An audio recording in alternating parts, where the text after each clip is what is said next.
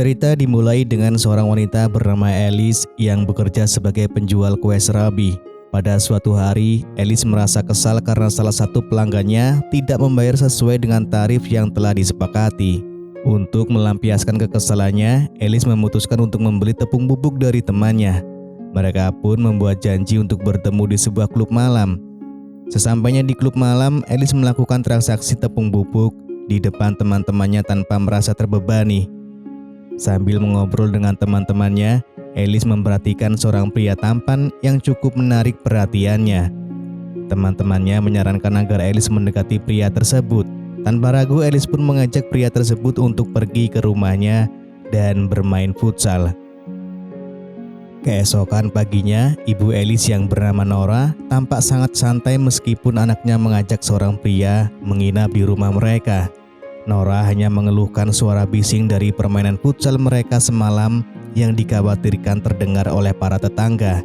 Ia juga merasa khawatir jika Christian, simpanan Alice, mengetahui bahwa rumah yang ia berikan digunakan sebagai tempat permainan futsal. Rumah tersebut adalah pemberian Christian kepada Alice dengan tujuan agar Alice tidak berkeliaran dan berjualan kue serabi di luar. Mendengar keluhan ibunya, Alice teringat bahwa Christian akan berkunjung ke rumah mereka nanti malam. Merasa khawatir dengan kemungkinan terjadi masalah, Alice meminta ibunya untuk mengungsi sementara waktu ke tempat lain. Nora setuju, tetapi dengan syarat Alice harus memberinya sejumlah uang. Awalnya Alice enggan memberikan uang tersebut.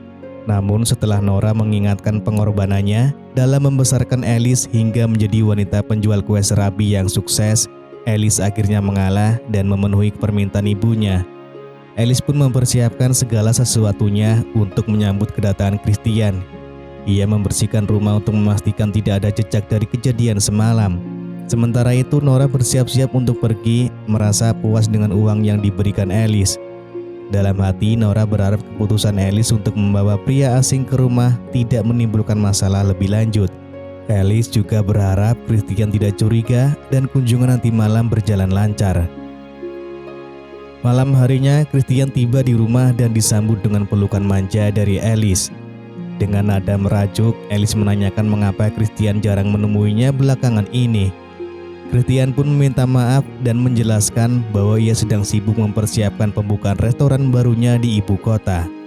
Untuk mendapatkan lebih banyak uang, Alice berbohong kepada Christian dengan mengatakan bahwa ibunya sedang sakit ginjal dan membutuhkan biaya untuk pengobatan. Tanpa berpikir panjang, Christian memberikan bantuan finansial dan mengatakan bahwa ia akan mentransfer sejumlah uang untuk membantu pengobatan ibunya. Setelah itu mereka pun menghabiskan malam bersama dengan bermain futsal. Setelah selesai bermain futsal, Alice langsung mengajak temannya Michelle dan beberapa teman lainnya untuk berpesta di sebuah klub malam. Kali ini, Alice mencari hiburan dengan menggunakan jasa pria panggilan. Setelah berbasa-basi sejenak, mereka pun langsung terlibat dalam aktivitas yang lebih seru, yaitu bermain futsal. Esok paginya, setibanya di rumah, Alice langsung dimarahi oleh ibunya karena ketahuan menghabiskan uang di tempat hiburan. Nora yang marah kembali meminta uang kepada Alice dengan alasan bahwa ia terlilit hutang akibat bermain judi. Mendengar pengakuan ibunya, Alice menjadi sangat emosi. Selama ini ia telah bekerja keras menjual kue serabi kepada banyak orang, sementara ibunya hanya bermalas-malasan dan menghabiskan uangnya untuk berjudi. Tidak tahan lagi dengan tuntutan dan perilaku ibunya, Alice memutuskan untuk mengusir Nora dari rumah tersebut. Alice merasa bahwa ibunya tidak menghargai kerja kerasnya dan hanya membebani hidupnya dengan masalah-masalah yang seharusnya bisa dihindari. Suatu hari, saat Alice dan Michelle sedang berolahraga di gym, mereka tak sengaja bertemu dengan Marcus, teman sekelas Alice saat SMA. Marcus bercerita bahwa dia kini bekerja di gym tersebut. Ketika Marcus bertanya tentang pekerjaan Alice, Alice terdiam dan tak tahu harus menjawab apa. Untungnya, Michelle segera membantu dengan menjelaskan bahwa Alice memiliki bisnis online. Setelah itu, mereka mengakhiri obrolan dengan memberikan nomor telepon Alice kepada Marcus. Pada malam harinya, Alice berbicara jujur kepada Michelle bahwa Marcus adalah mantan kekasihnya saat SMA. Meskipun begitu, Alice merasa harus menjaga jarak dengan Marcus karena khawatir pekerjaan aslinya akan terungkap. Setelah selesai melakukan video call dengan Michelle, tanpa diduga, Christian tiba-tiba datang ke rumah dengan emosi yang meluap. Christian dengan marah mengatakan bahwa ia sudah mengetahui bahwa rumah yang ia berikan kepada Alice selama ini justru digunakan untuk bermain futsal bersama pria lain. Alice pun dihujani kemarahan dan amarah Christian yang memberikan pelajaran keras padanya. Namun tiba-tiba dari arah belakang, Nora muncul dan menyerang Christian berulang kali hingga ia tak bernyawa. Nora kemudian memeluk Alice yang masih terkejut dan berkata dengan tegas bahwa ia tidak akan membiarkan siapapun menyakiti anaknya. Setelah Alice mulai tenang, Nora mengajak putrinya untuk membersihkan tempat tersebut dari segala bukti kejadian. Keesokan paginya, Alice dan Nora berangkat ke suatu tempat dengan menggunakan mobil milik Christian. Mereka menuju sebuah bengkel dan meminta montir di sana untuk segera menghancurkan mobil tersebut. Nora memberikan sejumlah uang kepada montir itu dan berpesan agar ia menjaga rahasia ini. Namun saat montir mulai memeriksa mobil, ia menemukan dompet Alice yang tertinggal di dalamnya. Dengan dompet itu, montir menemukan alamat mereka dan berencana memeras mereka. Montir tersebut kemudian mengunjungi rumah Alice dan Nora, mengaku bahwa pihak kepolisian telah menanyainya tentang asal-usul mobil yang dihancurkan. Untuk menjaga mulutnya tetap tertutup, ia menuntut uang sebesar 300 peso. Saat montir itu lengah, Nora mengambil kesempatan untuk menyingkirkannya. Keesokan malamnya, Alice sedang dirias oleh Nora. Saat itu Alice mengungkapkan keinginannya untuk berhenti dari pekerjaannya sebagai penjual kue serabi. Namun, Nora meyakinkan putrinya bahwa dengan parasnya yang cantik, sangat disayangkan jika Alice hanya bekerja sebagai seorang karyawan biasa. Tidak lama setelah itu, Alice menerima pesan dari seorang klien. Nora segera menyuruhnya untuk menemui pria tersebut.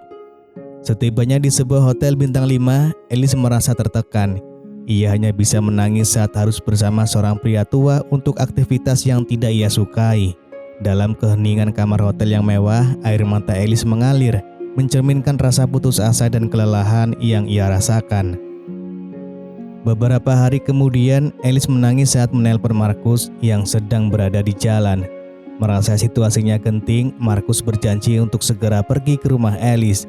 Tak lupa Markus juga menghubungi Michelle untuk memberitahu bahwa Alice dalam bahaya di rumahnya.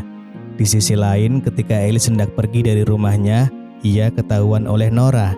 Nora dengan tegas menanyakan kemana Alice akan pergi. Alice menjawab bahwa ia akan pergi bersama Michelle dan Markus. Namun, jawaban Alice memunculkan kecurigaan dalam benak Nora bahwa Alice hendak melarikan diri darinya. Merasa marah dan frustasi terhadap Alice, Nora langsung menyerang putrinya. Keadaan menjadi tegang di rumah mereka dengan emosi yang memuncak. Beberapa saat kemudian, Markus tiba di rumah Alice. Karena tidak mendapat respon saat memanggil, Markus memutuskan untuk masuk perlahan-lahan melalui pintu yang tidak terkunci.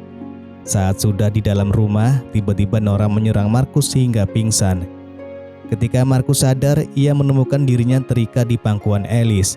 Di sini, Alice mengaku bahwa sebenarnya dirinya adalah Nora. Dia mengungkapkan bahwa dulu Alice sangat sakit hati pada Markus karena ditinggalkan begitu saja. Cerita kemudian flashback yang memperlihatkan Alice yang sebenarnya adalah orang yang menghilangkan Christian dan montir dari bengkel.